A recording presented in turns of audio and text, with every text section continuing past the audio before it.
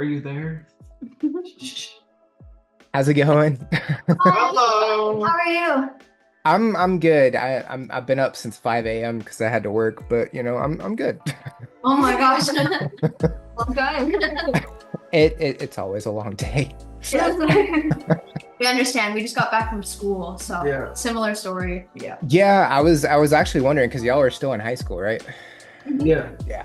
Okay. Well, are y'all ready to get started? Yeah, I'm ready. Awesome. Well, first off, thank you very much for taking the time to sit down and do this interview. Yeah, of course. Thank you so much. Yeah, thank you. Absolutely. So I wrote down a bunch of questions. I added one today just for funsies, but I guess and like this is for everybody, so feel free to answer whenever. So how long have each of y'all been playing music? You start this? Yeah. Oh, yeah. I've been playing drums and only drums for almost 10 years now. Next year it will be 10 years of drums. That's how long I've been playing for. Okay. I started piano lessons when I was 5 years old, and then singing lessons when I was 7, and then guitar. I was self-taught for the first big chunk of my guitar journey, so I kind of like started lessons when I was like 13, 14 maybe. Cool. Yeah, and I've been playing like the ukulele and the piano since I was 7. I don't play either of those anymore though, and I started playing bass like 3 years ago. Okay, cool. So I'm guessing out of all of the instruments, I'm guessing obviously drums, you like playing the drums the most because that's the one that you've been playing. Yeah. For you, I'm guessing guitar, and then for you, I'm guessing bass. Those are your favorites? Yes. Yeah, I don't really have a favorite, to be honest. It's kind of just like whatever the song calls for, different moods for different instruments. Right. Where did the name Freeze the Fall come from? Yes.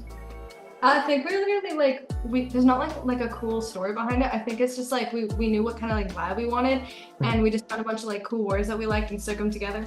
Yeah, we had like a really big list that we had created because we're like, how do you go about naming a band? Like that's so scary. Like it sticks with you forever, you know? Like yeah, like how do you come up with a band name? So we wrote down a bunch of words that we thought could be cool. And we started just like piecing these words together. And the first combination that we had was Broken Glass. We were originally Broken Glass for like probably like 2 months or something. Yeah. Yeah. We played one show as Broken Glass, and then we were like, no, we're changing this to Freeze the Fall. And yeah, that's where the name Broken Glass for one of our Yeah. songs came from. We were like, we got to bring Broken Glass back somehow. So Okay. yeah, song name. And that was a very solid song. I think that was the first one I checked out that wasn't a cover that y'all did. That actually answered my next question. Did y'all go through a bunch of band names before choosing Freeze the Fall? So there we go. We're getting ahead of ourselves. A little bit, but you know what? That works.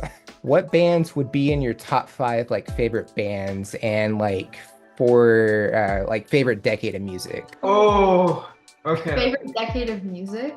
Okay, we'll start with that. Favorite decade. Go for it. Oh! It's so hard. Um, It's kind of like, when people ask you what you had for dinner and you're like, I have no idea. Like it's like everything is just Everything blank. just goes away. Yeah. I don't Yeah, know, being put on the spot's rough. I don't know, maybe different than Quinn, like 2000s, probably. Yeah. Yeah, I'd also probably say 2000s. Okay. I don't know, but probably. I feel like 90s, like the alternative grunge movement. That's good. Mhm. Yeah, Stone Temple Pilots, Alice in Chains. I never got into Nirvana. It just wasn't my thing, but there's still other solid grunge bands out there. Yeah, absolutely. 2000s, my favorite band, Linkin Park, came from like late 90s, early 2000s. So Yeah. Oh, yeah, That's lots what I was going on thinking. with them these Yeah. days, hey? Lots The of new Linkin Park. vocalist and everything. The whole Yeah. band is like freaking out. I mean, the whole fan base is, I'm learning, has always been toxic. So Yeah. I feel yeah. There's like a toxic side to every fan base, I feel. Yes. Yeah, That's just a gotta good keep with the good people, you know? You have to ignore some of it as best you can. Can't let it get to you kind of thing. Yeah, yeah. It's absolutely like that from like the artist perspective as well. You kind of gotta like really be aware of what you're choosing to take to heart and what you're choosing to just Mhm. not let get to you. Yeah. Right. Yeah. You kind of, just the whole like being on stage in front of a bunch of people and like people throwing stuff at you. It's a rite of passage kind of thing. Yeah. Right. Yes. Yeah. Yeah. Has that ever happened, by the way? No, No, not yet. Okay. one that's- day. We'll tell you when it happens. Valid. Who are your like biggest inspirations?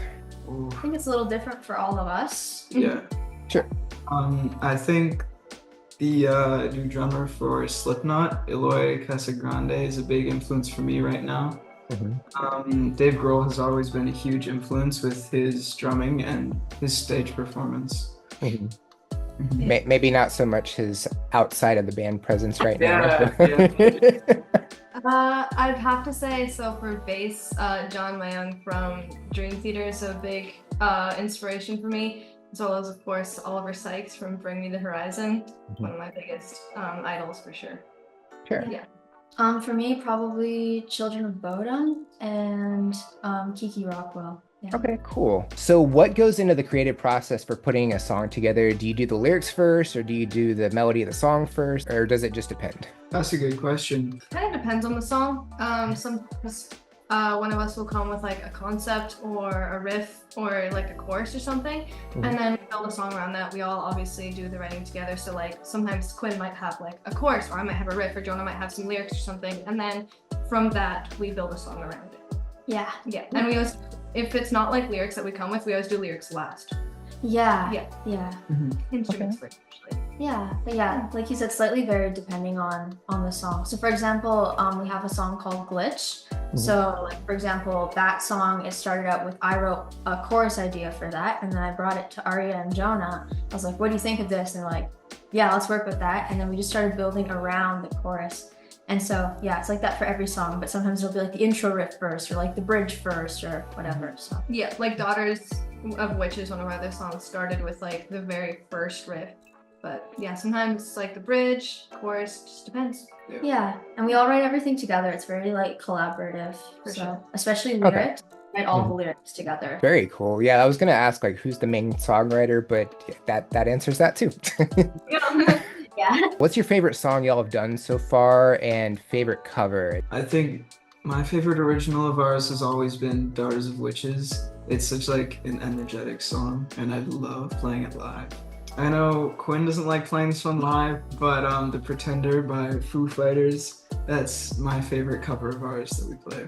For me, the song that I'm most proud of that we wrote was Masquerade, because I just really love the sound of that one. I think it has like a unique vibe to it. And then favorite cover is we did a Lady Gaga cover of her song Bloody Mary. So I really love playing that one live. It's super fun. I'm not playing guitar for a lot of it, so I can just walk around with the microphone and it's been free finally. Yeah, my favorite original of ours that is out is also probably Masquerade. I really like that one. And then I really like our cover of Begging by Monoskin, or actually Ariel's by System of a Down is probably my favorite one. So what do y'all like to do outside of the band, like when you're not playing music? Like what are your hobbies? I like wake surfing in the summer and then skiing in the winter, so it works all year round. And I also really love horror movies. We all really love horror movies. Yeah, definitely. We have always, since like basically since day one, we've always watched horror movies together. That's just like a big, Yeah, we always like like our a staple of our friendship. Our jams Yeah. are usually around like 5 hours, and then like the first like 2-3 hours is jamming, and then we just watch movies after that. And I can't say much, but keep in mind horror movies when you're looking at Mhm. future releases and stuff. Yeah. So for me, my other passion is studying languages. So Yeah, I really like other forms of art, like painting, drawing, sculpting. Those are my other main interests. Have you ever dealt with like stage fright or anxiety up on stage? And if so, what do you do to overcome that? Oh, yeah. I mean, it's gotten better over the time because we played a lot of shows by now. We've been a band for like 2 years. So we played a lot of shows, but before each show is mainly when I get a lot of like stress or anxiety, just like that build up, that suspense before going on stage. But I think how I overcome that is just like hitting the drums and feeding off the audience's reaction to us. That's how I kind of get better and am able to play a show with lots of energy. So Sure. Yeah, I also get a ton of anxiety leading up to going on stage, which is tricky. Because usually for the first like song or two for vocals, I'm a little wobbly because it's just like there's so much like you feel every feeling, right? There's like excitement and anxiety and like everything. But similar to Jonah, once we like get a few songs in, then I'm like, okay, I got this. I've got the hang of this. And then I guess in advance, just being really prepared so you know, because like you go on stage and your mind sometimes just like goes blank. So you got to make it so that you can just like play without thinking. You can just do your thing. Yeah, for me, I find the night before a show is always when I'm the most stressed, of course, also leading up to it. But I always just have like certain routines and rituals that I do before shows. I always listen to a certain record. Like in my earbuds, I'll always listen to Post-Human Survival Horror, one of my favorite records. And then, yeah, just getting through the first song. It's always a little bit scary, but then after that, it's really fun. And we always open with Masquerade, which is like kind of one of the harder songs to play, but it's like such a good first song, so we're like, well, we can't not play it first. Yeah, and it has like the intro Grief, so it's like the perfect song to open a show, but it's also one of the hardest ones to pull off live. But we are getting better at it, a lot better. Yeah, That's great. That's definitely awesome. Are there any artists you would love to collaborate with on future songs? Yeah. Yeah. We would like to. Every artist in existence. Yeah. No, go for it. I think like as we go along, we may get like heavier. I think that collabing with Spirit Box Of course. would be insane. That would be so much fun. I agree. We actually had a conversation about this like a month ago. There's like this Russian duo called Ice Peak. Oh yeah. And they just make like the weirdest, coolest music, and they've done collabs with like so many, like such a variety of artists, including Bring Me the Horizon. So we were thinking like an Ice Peak collab would be really cool. Yeah, I think we could do like a really cool song with Nova Twins. I think that'd be a fun collab. Twins. All right, so any of those groups, if you're listening, reach out. Really anybody, like Yeah. I know. Yeah, honestly. And we were also like, we've had this conversation before too, like at some point it would be so cool to do a collab with someone who's in a completely different genre. Yeah. Like that would just be so much, like so cool. Yeah. Like you learn so much from each other, I think. Yeah. Yeah. Nothing against collabing with rock artists. Just No. it'd be cool to like venture out of it. For sure. Yeah. Yeah, for sure. And like just kind of melding genres together. Yeah, absolutely. Y'all said with the music videos that y'all did all 5 of them on the same day with like 15 different costume changes, and it was like -7 Celsius, which is about 19 Fahrenheit.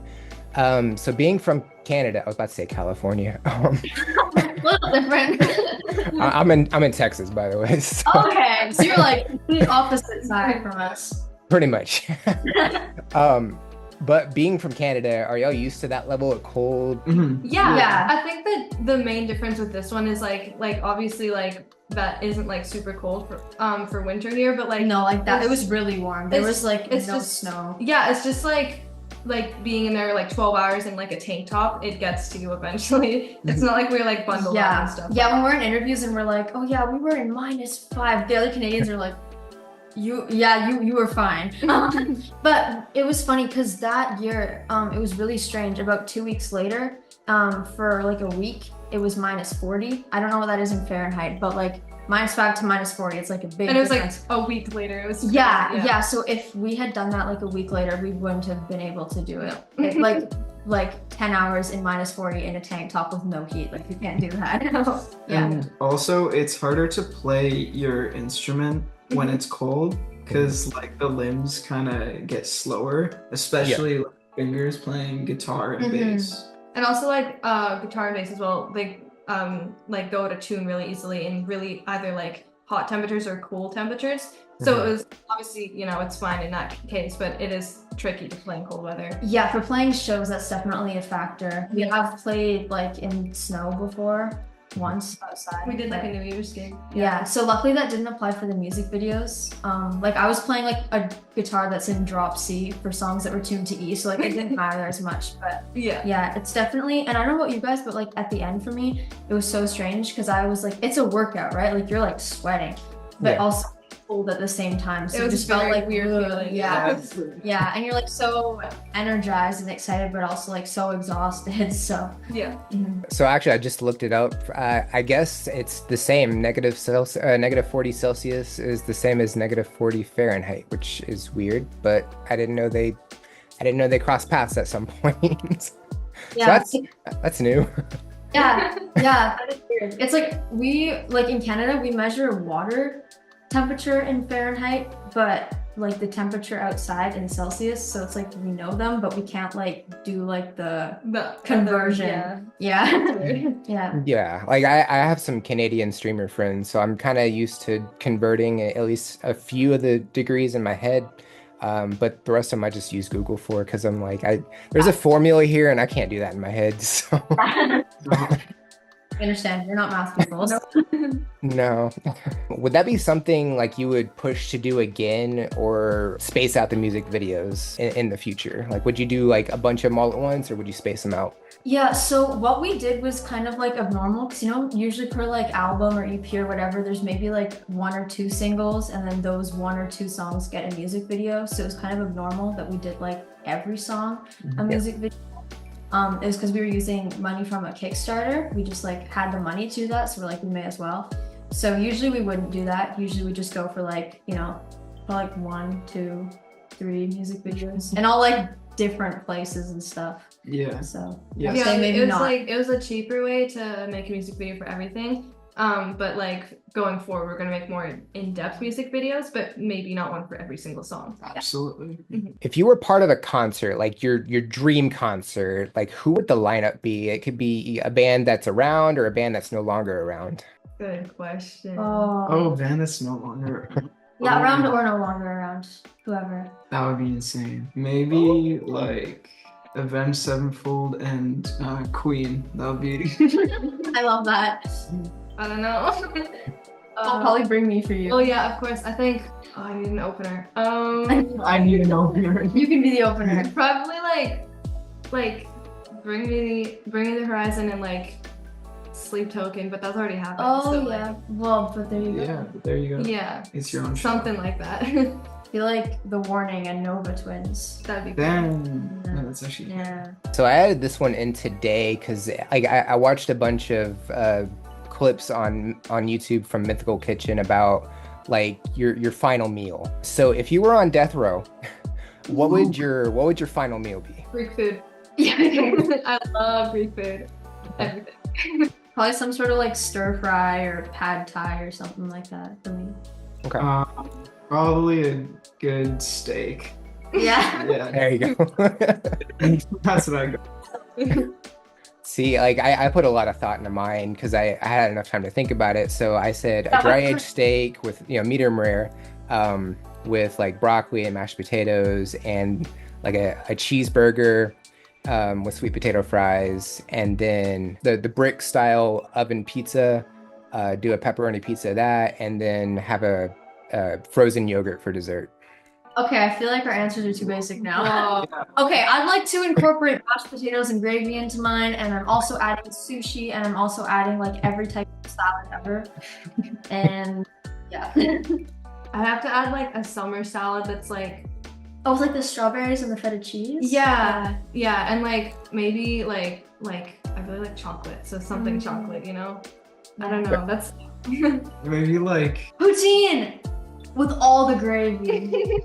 not the biggest fan of poutine actually, even though I am Canadian. You're banished. No more Canadian citizenship for you, dog. I'd definitely add like a cinnamon bun with that steak. It would taste so good.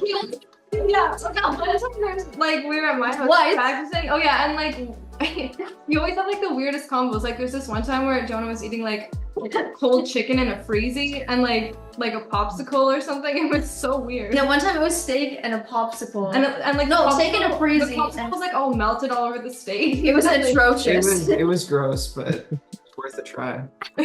You know what? That's how some of the best foods were made, is just random Yeah. combinations. Exactly. Yeah. No, maybe Jonah won't be known for his music. He'll be known for some like His crazy combos. food. Yeah, exactly. He'll start a food truck and he'll become famous.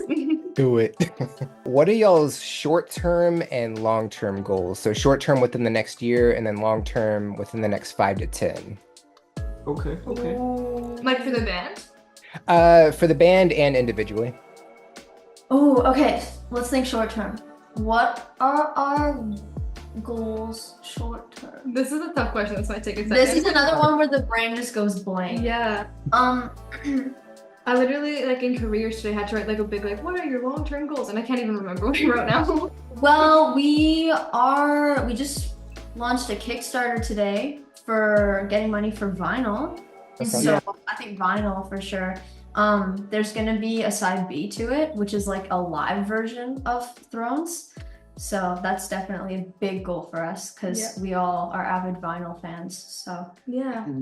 Oh, that's a good one. Long-term goal is probably to learn Spanish, so that it's like a prerequisite for post-secondary, but also I can travel to countries and not be totally lost. yeah, and a lot of our fan base speaks Spanish. Exactly. So they can Okay. help. You can go play in Mexico and you could just talk to them in Yeah, Spanish. exactly. It's a good long-term goal. Probably, like, a long-term goal for me, it's, like, big thinking, and it's very, like, unrealistic right now, but, like, to release my own, like, line of clothing. I really like fashion design, so one day I'd love to do that. Yeah, she took like a fashion design class over the summer. Yeah, I did. In school, yeah. Yeah. Very cool. What about you? A long-term goal? Mm-hmm. Fluent in Norwegian. Good one. Yeah. Good one. And for the Ooh. band, just, like, play some, like, big festival with some big band. Yeah, let's say for the band's long-term goal, I think play outside of Canada. Yeah, Yeah. that's a good goal. I Yeah. agree with that. Go to the States or even further than that. Yeah. I've never been to the States, so it would be cool to go there. Mhm. I was there 2 weeks ago. 2 weeks ago. I was in Seattle. Did you like it? I did. I've been there before. Actually, that was the next question. Any plans on touring outside of Canada in the near future? We keep answering. Yeah. No. Well, no. Not currently. We want to. Well, no. Sorry, it's been a long day. Yeah, that would be cool. That we would don't be have any really plans cool. for that right now. But yeah, but part of the money that we use for the Kickstarter would be helping us just like yeah, travel. get more out there. Awesome, and I'm sure the fans would definitely love that too. Yeah, absolutely. Yeah. Yeah, like a lot of our fans are international, so Yeah. it'd be super cool. Mm-hmm. Meet all of them and play in their countries. Yeah. Learn about their culture. Exactly. Yeah. For sure. Yeah, 100%. Do y'all have any shows coming up? Yeah, on the 26th, we have a show. Yeah. Do you want to talk about that? Yeah, sure. It's a release party actually for our new single coming out on Halloween. Mm-hmm. So that's our next show. Yeah, it's gonna be, even though it's not exactly on Halloween, it's gonna be like a big costume party. So we're gonna be dressed up and the audience is gonna be dressed up. So yeah, Awesome. October 26th at Crown and Thieves. Yeah. And then October 29th, we have a show in Vancouver. Yeah, back to Vancouver. Yeah. Okay. Very cool. Very cool. I guess last question. Now that the first EP is out, y'all already said you have a single, but what's next? What's the big thing coming up? Keep working on new music and stuff. Yeah. Yeah. Yeah, we were in the studio over the summer, so just finishing up that type of stuff and can't reveal too much. We Yeah. have many plans, but we can't We have a talk about lot Yeah. to come, but Yeah. we can't say much yet. Yeah. But yeah, so for now, just like look out for the new single on October 31st, and then after that, it's gonna be crazy. There's some Yeah, it's stuff. gonna be crazy. Don't worry. Yeah, new music. Mm-hmm. Yeah. Awesome. That's all of the questions that I had. We breezed right through them. Do y'all have anything y'all want to add or say to the audience or anything? Just thank you for being Yeah, here thank and you for so much. supporting us, and yeah, keep your eyes out for new music. Absolutely. Yeah, and go check out the Kickstarter if you can, because vinyl would be super. That'll be really fun. Yes. All right. Well, yeah, thank you very much. And this has been a blast. I got to learn a lot about y'all.